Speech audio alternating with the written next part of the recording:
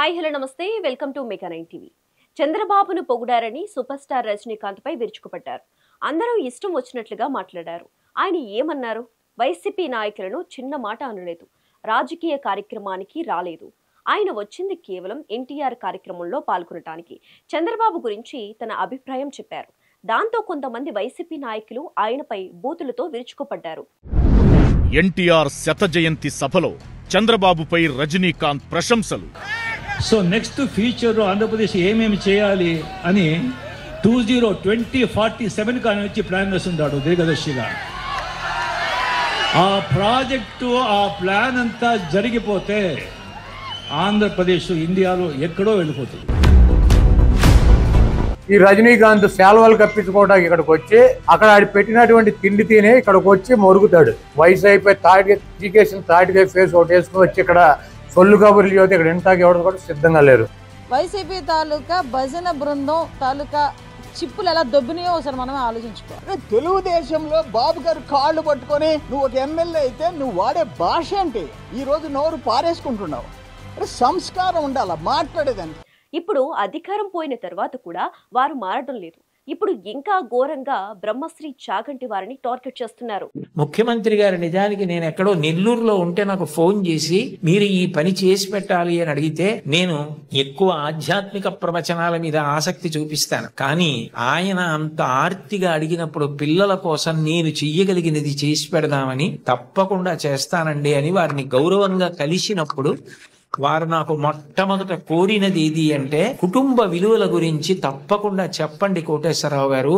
ఇంట్లో తల్లిని తండ్రిని గురువుని తోబుట్టువుల్ని గౌరవిస్తే పిల్లలు మంచి వాళ్ళు అవుతారు. పిల్లలు మంచి వాళ్ళైతే వాళ్ళు మంచి పేరు తెచ్చుకుంటే వృద్ధిలోకి వస్తే దురలవాట్లకి దూరంగా ఉంటే అంతకన్నా మీకు కానీ నాకు కానీ ఏం కావాలి? అందుకని ఇది మీరు చేసి పెట్టాలి అన్నారు. ఆ స్థాయిలో ఉన్న వ్యక్తి నిజానికి అంత బతిమాలి అడగక్కర్లేదు. అంటే ఆయనకి మీ మీద ఎంత తాపత్రయం ఉందో అర్థం చేసుకోండి. విద్యా విలువల సదస్సులో బ్రహ్మశ్రీ చాగంటి వారు కుటుంబ విలువల గురించి, తల్లిదండ్రులకు ఇవ్వాల్సిన ప్రాధాన్యత గురించి చెప్పారు. అలాగే చంద్రబాబు రాష్ట్రం కోసం కష్టపడుతున్నారని అన్నారు. అంతే, అసలు రాజకీయాలు మాట్లాడలేదు. వైసీపీ నాయకులు వెంటనే రంగంలోకి దిగిపోయారు. ఇష్టం వచ్చినట్లుగా మాట్లాడటం ప్రారంభించారు. నానా మాటలు అంటున్నారు. వారి తీరు చూసి మరోసారి అందరూ విస్తుపోతున్నారు. బ్రహ్మశ్రీ చాగంటి ఏమన్నారు? ఆయన ఎప్పుడూ చెప్పే ప్రసంగాలు విలువలను బోధించారు. అంతేకాని జగన్ గురించి చెప్పలేదు. జగన్ తల్లి చెల్లిని ఇంటి నుంచి గెంటేసి వారిని కోర్టుకు లాగితే దానికి ఎవరు బాధ్యులు? అయినా చాగంటి అసలు ఆ సందర్భాన్ని ప్రస్తావించలేదు. తల్లిని గౌరవించడం అనేది మన సంస్కృతిలో భాగం. జగన్ దాన్ని గౌరవించకపోతే ఇక తల్లిని గౌరవించాలి అని చెప్పటం తప్పవుతుందా? కానీ ఈ విషయాన్ని వైసీపీ సోషల్ మీడియాలో మాత్రం తప్పుగా ప్రచారం చేస్తోంది. సందర్భం కాబట్టి ప్రస్తావిస్తున్నాను. మన గౌరవ ముఖ్యమంత్రి నారా చంద్రబాబు నాయుడు గారు స్వయంగా ఒక వ్యాసం రాశారు. తల్లికి జేజే, తండ్రికి జేజే, గురువుకు జేజే అని ఒక పుస్తకం ఉంది. ఆ పుస్తకంలో బహుశా నాకు జ్ఞాపకం ఉంటే 3వ వ్యాసం అనుకుంటాను. ఆ వ్యాసంలో ఆయన ఒక విషయం ప్రస్తావన చేశారు. వాళ్ళ అమ్మగారి పేరు అమ్మన్నమ్మగారు.